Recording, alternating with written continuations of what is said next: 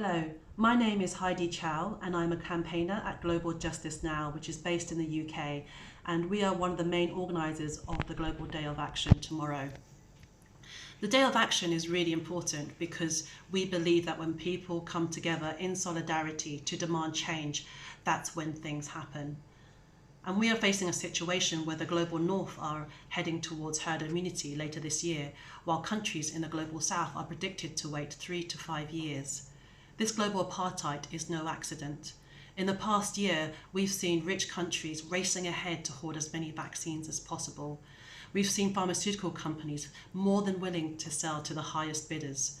And we've seen publicly funded vaccines monopolised by private companies. And none of this is right. The vaccine should have always been a global public good, manufactured by as many manufacturers as possible to ensure sufficient quantities are produced. It should have been affordable to all countries and free to the public. But it's not too late. We are calling out the hypocrisy of our governments. The UK government plays a lot of lip service to the idea of equitable access to vaccines. They often cite the saying, "No one is safe until everyone is safe." But their words mean nothing because they are one of the leading hoarders in the world of vaccine doses. They are also one of the leading blockers of a proposal at the World Trade Organization to suspend patents.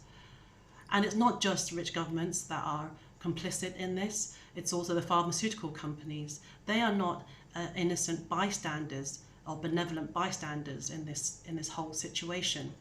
They have also been lobbying hard to defend their monopolies. They have been protecting fiercely their position and been lobbying rich country governments to stand on their side at the World Trade Organization.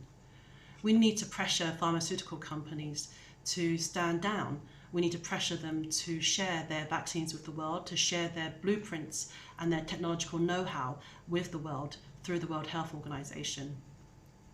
On the anniversary of the pandemic, we cannot stay silent in the face of vaccine apartheid. If this happened within a country where the richest citizens were vaccinated first and everyone else had to wait years for the vaccine, there would be a massive public scandal. But that's what we're seeing on a global level.